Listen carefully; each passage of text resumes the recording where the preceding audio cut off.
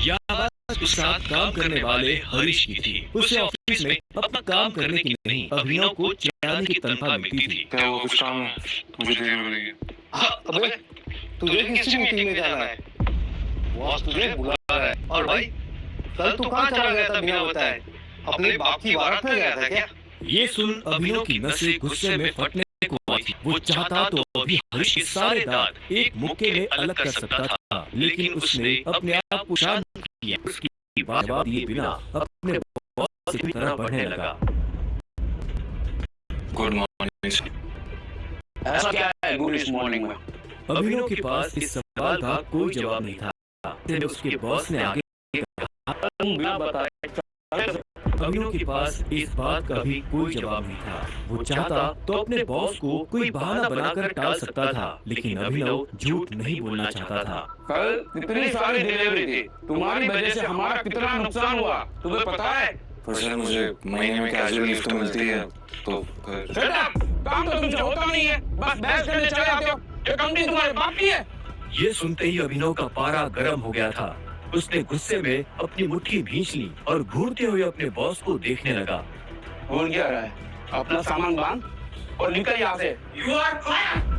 अभिनव को ये सुनकर झटका नहीं लगा। असल में वो जानता था कि उसके साथ ऐसा कुछ बहुत जल्दी हो सकता था। उसका बॉस और देवेन एक दूसरे को बहुत अच्छी तरह से जानते थे। कल पार्टी में अभिनव ने देवेन को जिस तरह से जवाब दिया, मुझसे कहा कि अगर देवेंद्र से गलत तुझसे सवाल पूछे तो उसे जवाब मत देना।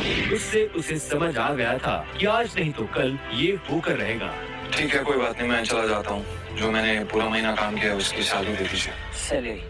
तेरी वजह से हमारा जो नुकसान हुआ उसकी भरपाई अगर मैं तेरी सैलरी से भी करूँगा तो भी तुम्हें अपनी जेब से 10,000 रुपए देने पड़ेंगे। शुक्र मना कि वो मैं तुझसे नहीं मांग रहा, इसलिए चुपचाप निकल यहाँ से। क्या बोल रहे हो सर आप? क्या मेरे एक दिन आने में आपका 25,000 का नुकसान हो गया? मैं तब तक यहाँ से नहीं जाऊंगा जब तक मुझे मेरी सैलरी नहीं मिल जाएगी। सैलरी दीजिए। सैलरी?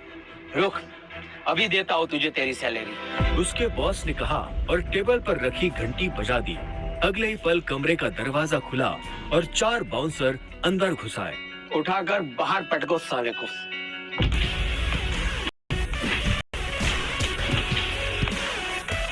बॉस के मुंह से ये सुनते ही वो चारों अभिनव पर धावा बोलने के लिए टूट पड़े, लेकिन इससे पहले उनमें से कोई अभिनव पर हमला कर पाता, अभिनव ने उन्हें पटकनी दे दी थी। उसने किसी का हाथ तोड़ा तो किसी का पाँव, किसी के पेट में मुक्का मारा तो किसी के पेट पर लात।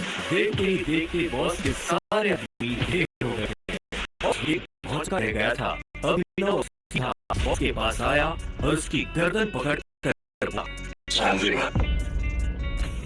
बॉस ने घबराहट में अपने ड्रॉप से कैश निकाला और कांपते हाथ से अभिनव को थमा दिया। उन्होंने कैश देखा और बॉस की गर्दन से बाहर निकले, जैसे कि वो बाहर आया। उसने बस आंखों में देखा और आज के बाद किसी बात पे गया ना तो गर्दन देरी होगी, पंजा मेरा।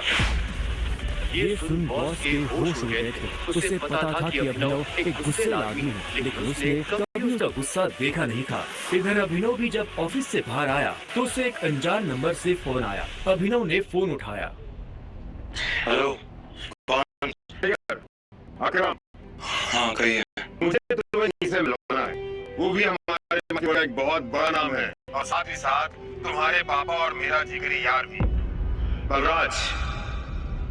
मैं चाहता हूं कि बलराज को पता चल जाए कि हमारा टाइगर वापस लौट आया है, इसलिए शाम को साथ में डिनर करेंगे।